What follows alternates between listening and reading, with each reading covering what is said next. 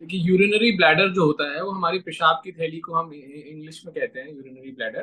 पेशाब की थैली में हमारी किडनीज से यूरिन बन के पेशाब की थैली में आता है।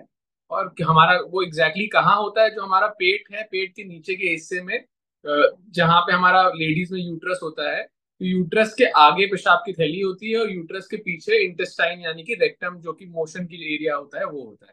और मेल्स में ऑब्वियसली यूट्रस नहीं होता है, तो वो डायरेक्ट पेशाब की थैली डायरेक्ट रेक्टम के ऊपर रेस्ट करती है। तो इस एरिया में जब कैंसर हो जाता है यूरिनरी ब्लैडर में, पेशाब की थैली में, तो उसको यूरिनरी ब्लैडर कैंसर कहते हैं।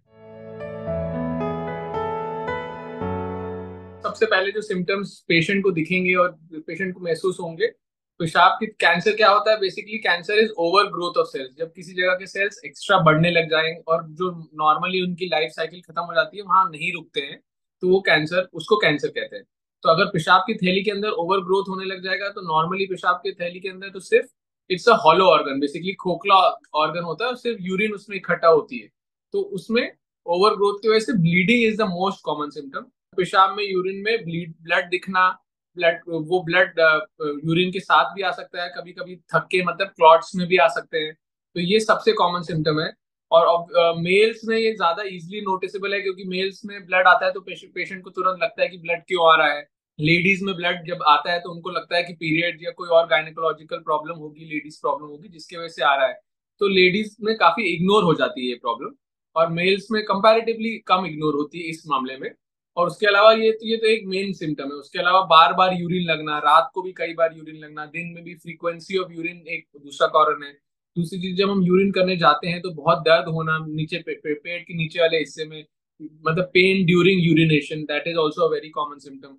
और क्योंकि पेशाब की थैली में एक ऐसी चीज है जो कैंसर के रूप में, जो कि नॉर्मली नहीं होनी चाहिए, तो एक इन्फेक्शन बार बार होना, ये भी एक बहुत कॉमन सिम्टम है। यूरिनरी ब्लैडर का मोस्ट कॉमन कॉज होने का है is directly related to smoking. तो स्मोकर्स आर 4 to 5 टाइम्स, मतलब 4 से 5 गुना स्मोकिंग में, स्मोकर्स में ज्यादा चांसेस है ये कैंसर होने का। वो स्मोकिंग में जो हमारा कार्सिनोजेनिक होता है उसके वजह से ये बहुत कॉमनली होता है। और इसीलिए एक यही एक कॉमन, सबसे कॉमन रीजन है कि मेल्स में ज्यादा क्यों है, क्योंकि यूजुअली इंडिया में मेल्स ज्यादा स्मोकर्स होते हैं।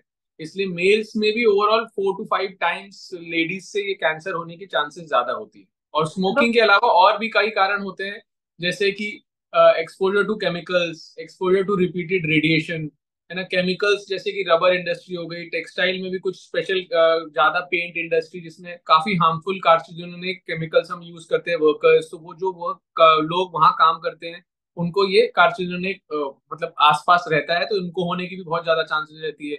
उसके बाद कई लोग जो किसी भी कारणवश, जिनके यूरिन मतलब पेशाब की थैली में कैथेटर या कि पेशाब की नली कई लंबे समय तक रहती है, long standing catheter, this is a source of infection, जिसकी वजह से भी ये कैंसर होने का भी बहुत ज्यादा कॉमन चांस होता है। सबसे पहले जब पेशेंट आता है तो एक यूरिन एनालिसिस करते हैं, एक यूरिन का टेस्ट करते हैं, यूरिन का कल्चर करते हैं, तो उससे हमको इन्फेक्शन रूल आउट हो जाता है। और हमको यूरिन के रूटीन एनालिसिस में ब्लड दिखता है। उसके बाद दूसरे टेस्ट होते हैं, सीटी स्कैन हो सकता है, अल्ट्रासाउंड हो सकता है। जब अगर हमको डायरेक्ट कैंसर का डाउट हो रहा है तो सीटी स्कैन से कई बार में ये एमआरआई टेस्ट ज्यादा इंपॉर्टेंट होता है, क्योंकि एमआरआई मस्कुलर के स्ट्रक्चर्स को, मसल्स के स्ट्रक्चर को ज्यादा अच्छे से बता पाता है। तो एमआरआई या सीटी स्कैन वो आपके, जब डॉक्टर आपको देखेंगे और अल्ट्रासाउंड की रिपोर्ट से गाइड करके वो डिसाइड करेंगे कि क्या करना होता है। उसके नेक्स्ट इंपॉर्टेंट टेस्ट होता है सिस्टोस्कोपी। तो सिस्टोस्कोपी एक मतलब टेस्ट है जिसके बिना यूरिन ब्लैडर का कुछ कंफर्मेशन नहीं हो सकता। This is a very important test और ये करना ही जरूरी है। इसमें हम एक दूरबीन द्वारा पेशाब के थैली के अंदर हम जाते हैं और उसके अंदर लाइव वीडियो द्वारा अच्छे हाई डेफिनेशन कैमरे में हम ब्लैडर के अंदर की पूरी टेस्ट करते जान देते हैं। ब्लैडर में क्या होता है कि किडनी की जो पाइप्स होती हैं, यूरेटर, वो खुलती हैं। तो नॉर्मली जब कैंसर होता है तो वो जगह भी ब्लॉक होने लगती है। जो पेशाब, बेसिकली यूरिन किडनी में बनता है और दो महीन नली द्वारा, जिनको कहते हैं हम यूरेटर, वो पेशाब की थैली में आके खुलते हैं दोनों तरफ में, लेफ्ट वाली लेफ्ट साइड में, राइट वाली राइट साइड में। और सेंटर की तरफ से एक नली होती है जो हमारी बेसिकली यूरिथ्रा होती है, जिससे हम बाहर पेशाब अपना करते हैं। तो नॉर्मली जो यूरिन का ये कैंसर होता है उससे दोनों में से कोई एक, यूरेटर यानी कि किडनी वाली नली, या दोनों भी कभी कभी ब्लॉक होने का डर रहता है, या उसकी वजह से बैक प्रेशर चेंजेस में किडनी में भी सूजन आने का रिस्क रहता है। तो ये सारी चीजें भी हमको सिस्टोस्कोपी से पता चलती है। और कहाँ पे कैंसर है, क्या कैंसर है, उसको हम बायोप्सी ले लेते हैं, और फिर बायोप्सी को हम मतलब पैथोलॉजी में टेस्ट होते हैं, जिसमें 7 डेज में रिपोर्ट आती है कि कैंसर है या नहीं है। तो ये मेन डायग्नोस्टिक के यही तरीके हैं। कैंसर के नॉर्मली 3 तरीके के इलाज होते हैं, एक होती है सर्जरी, एक होता है रेडिएशन, और एक होता है कीमोथेरेपी। और आजकल एडवांसमेंट में आजकल इम्यूनोथेरेपी भी कुछ ड्रग्स आ गए हैं जो कि हमारे इम्यून सिस्टम को स्ट्रॉन्ग करते हैं और कैंसर से लड़ने की क्षमता देते हैं। तो ये चारों ही ऑप्शन यूरिनरी ब्लैडर कैंसर के ट्रीटमेंट में भी ऑप्शन है। तो अभी इसमें हमको ये समझना जरूरी है कि कैंसर किस स्टेज में है, तभी हम उसको ट्रीट कर सकते हैं। तो यूरिनरी ब्लैडर, जैसे मैंने बोला, एक ऑर्गन है, खाली हॉलो ऑर्गन है। उसके अंदर कुछ लेयर्स होती है, उसके बाहर मसल होती है, उसके बाद फिर थोड़े फैटी टिश्यू होते हैं, उसके बाद फिर दूसरा ऑर्गन आ जाता है जो आसपास इंटेस्टाइन्स वगैरह आते होती है। तो जो स्टेज 1 और 2 होती है, उसमें कैंसर पेशाब की थैली के अंदर होता है और मसल लेयर तक होता है। जब इस स्टेज में है तो ट्रीटमेंट बहुत इजी है कंपैरेटिवली। जिस दूरबीन से हमने सिस्टोस्कोपी मतलब अंदर दूरबीन द्वारा देख के हमने अंदर चेक किया, उसी दूरबीन द्वारा हम उसको लेजर से और एनर्जी सोर्सेज से मतलब कॉटरी से जो भी हमारा कैंसर है उसको हम काट के निकाल सकते हैं। इस प्रोसेस को हम transurethral resection of bladder tumour कहते हैं। तो मतलब दूरबीन द्वारा होता है, पेशेंट को कोई कट नहीं होता, और उससे 2-3 घंटे की ऑपरेशन होती है, और उससे सारा हम कैंसर निकाल देते हैं। और ये बेसिकली एक मेजर तरीका है। अगर तो वो कैंसर मसल के लेयर के बाहर फैल चुका है, तब तो ये वाला ऑप्शन नहीं है। तब हमको फिर या तो पेशाब की थैली ही हटानी पड़ेगी। वो तो ऑब्वियसली काफी बड़ा ऑपरेशन है, टाइम भी ज्यादा लगता है, पेशेंट के लिए थोड़ा हीलिंग में भी समय लगता है। जैसे पहले वाले ऑप्शन में तो पेशेंट 3-4 दिन में घर चला जाता है। ये वाले ऑप्शन में पेशाब, जैसे मैंने बताया, किडनी में बनती है और वो नली द्वारा थैली में स्टोरेज होती है। और फिर जब हमको अर्ज लगती है, हम बाथरूम में जाते हैं, तो हम जाके यूरिन करते हैं।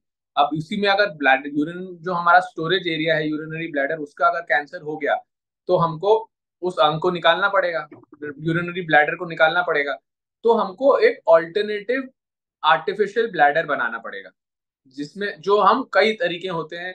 कुछ पिग्स के, जैसे हम पिग्स के कुछ इनर्ट ऑर्गन्स को लेके पिग्स की इंटेस्टाइन से हम बना सकते हैं पेशाब की थैली, एक नई, जो कि हम ह्यूमन में इम्प्लांट कर देते हैं। उसके अलावा कुछ ऑप्शंस होते हैं जो हमारी खुद की कुछ आंत के टुकड़े ले लेते हैं। कुछ आंत आंत जैसे इंटेस्टाइन हमारे को भगवान ने बहुत एक्स्ट्रा दी है, तो हम एक आंत का हिस्सा अपने ही बॉडी से लेके उसको एक हॉलो ऑर्गन का रूप लेके, और उसमें जो दोनों किडनी की नलियां हैं यूरेटर्स, उसको इम्प्लांट करके एक जैसे भगवान ने बनाया था यूरिनरी ब्लैडर, उसको बनाने की कोशिश करते हैं। और इसको इलियल कंड्यूट कहते हैं इस तरह को। और ये रिजल्ट्स आजकल बहुत अच्छे हो गए हैं, क्योंकि नए टेक्नोलॉजीज आ गई हैं, नए उसमें स्टेपलर्स से हम ये यूरिनरी ब्लैडर बना सकते हैं।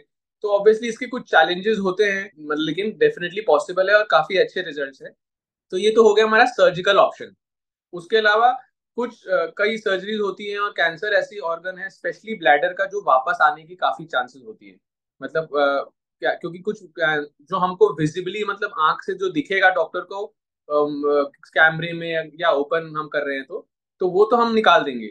लेकिन ये माइक्रोस्कोपिक भी सेल्स तक भी फैलता है कैंसर, तो ये ब्लड वेसल्स के द्वारा और ऑर्गन्स में, लिम्फ नोड्स में, कहीं बोन्स में, हड्डियों में, कहीं भी फैल सकता है।